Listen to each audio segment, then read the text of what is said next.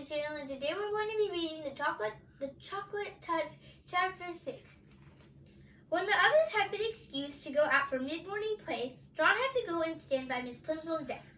"John," Miss Plimsoll said, "you mustn't make up silly stories to excuse your failures.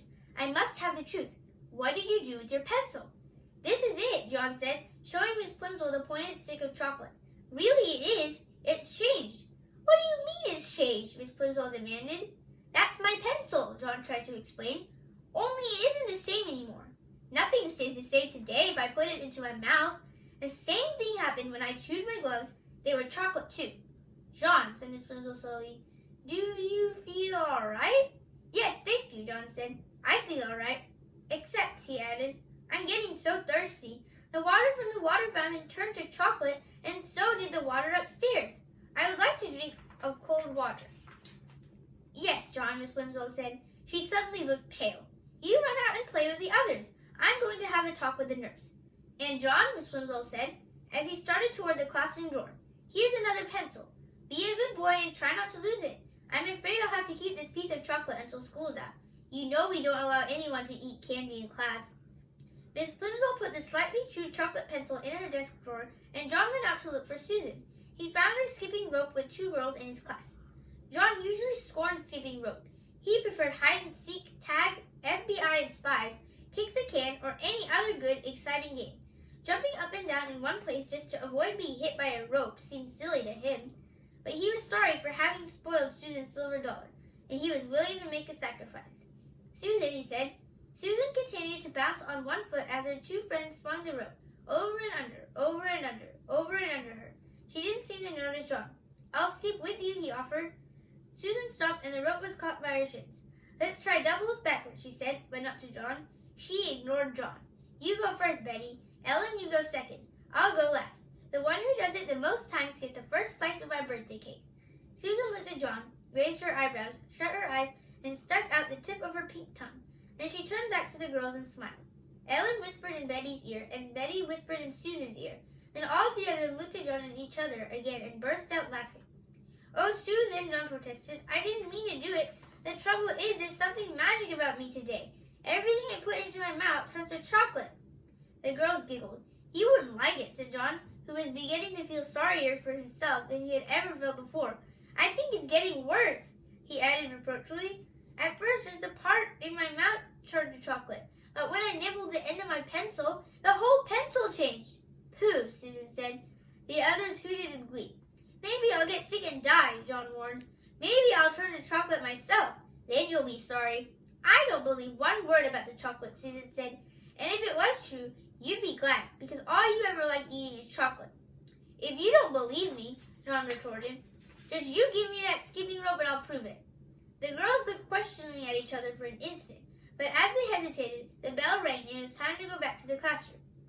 The rest of the morning passed slowly for John. He was afraid that his mother was going to be cross about the missing gloves. She might not accept the excuse that he had eaten them. He regretted his messed up arithmetic test. He was sad about Susan's anger and disbelief, and he was getting terribly thirsty. Once during geography and once during art he was excused to get a drink of water. Both times, however, he swallowed nothing but sweet chocolate. His mouth was getting stickier and sweeter and drier by the minute. "All right, boys and girls," Miss Plimsoll said. "It is almost time for lunch. Clear up your things, paint pots securely closed, brushes washed, paintings unpinned and laid out to dry, drawing boards stacked against the wall. Ah, there's the bell. Front row first, Timothy leading, then Robin, in single file. Go!"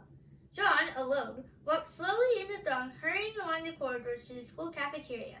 The school was proud of the cafeteria and the food served in it. The room was spacious and bright, with windows all the way along one side, overlooking the playground and the playing fields beyond. The opposite side was wholly taken up by the shiny silver service counter. Several boys and girls were already settled at tables by the time John took his place in the line. Enviously, John noticed a boy at a nearby table suck at straws dipped in a milk bottle that was dull with frost. John could imagine the refreshing taste of cold, creamy milk. At another table, a group of girls were eating fat red cherries. John could almost feel the firm fruit on his tongue and the pleasure of biting through the tart, juicy pulp. The cherries must taste good. They must be thirst-quenching. John unhappily took a tray from the pile and slid it along the rails in front of the top of the counter. He put a paper napkin, a glass, and a gleaming spoon, a knife and a fork on the tray. It seemed hardly worth the while, but he felt that he might as well try the food and drink. Perhaps if I eat a different way, without letting anything touch my lips, he muttered, my lunch would all change to chocolate. He was not very hopeful. What? Asked the boy standing next to him. Nothing, John said. I thought I heard you say something about chocolate, the boy said. I hope this is the day for chocolate cream pie, he added. That'd be super. On chocolate cream pie days of the past, John had been known to skip the main course, so that he might spend all his lunch money on dessert. The thought of 4 pieces of chocolate cream pie now suddenly made his stomach feel as though he were on a roller coaster, an uneasy, flibberty-gibberty sensation. John shuddered. Okay, he commented, wrinkling up his nose. The other boy shrugged his shoulders and started to choose his meal. John took a plate of cold chicken and ham, potato chips, and a crisp, moist lettuce and tomato salad. The white of the chicken, the pink of the ham, the gold of the potatoes, the pale green of the lettuce, and the red of the tomato looked delicious. He also took a half pint of milk, a thick-crusted whole wheat roll, and a cool pat of butter, a tumbler of water with ice cubes clinking against the glass, and a dish of fresh fruit slices of orange and grapefruit and banana and grapes. John's tray was loaded with just the sort of meal his mother was always trying to persuade him to eat. Until today, John had always thought it was pretty dull to eat sensible things when there was sweeter food and drink to be had. Today, however, the sensible things looked most appetizing, and his mouth began to water in its new sticky way. John paid for the lunch with his money his mother had given him, went to an empty table, and sat down. His fingers trembling slightly with eagerness, he cut a slice of lettuce. His fork went through the leaves with a promising crunch. He stuck the prongs of the fork into a mouth-sized piece of lettuce and carefully inserted it into his mouth. The lettuce didn't touch his wide, stretched lips. John's teeth came together in crisp layers of sweet chocolate. He took a small piece of potato chip, tilted back his head until he was looking straight up at the ceiling, and dropped the morsel straight down into his throat. He felt it go down, a sharp fragment of sweet chocolate. He tried the milk, the ice water, the fruit. Every solid and liquid that he sampled was transformed as soon as it entered his mouth. Then he became aware of a shocking novelty that he hadn't noticed at breakfast. At the rim of each glass there was a small semicircle of opaque brown. The bowl of his spoon and the prongs of his fork had become brown. As John watched, horrified, the areas of magic chocolate slowly spread until at last the glasses and cutlery were all solid chocolate. The trouble was unquestionably growing worse. John's scalp tightened with fear. What am I going to do? He asked himself miserably. Oh dear, what is going to happen to me?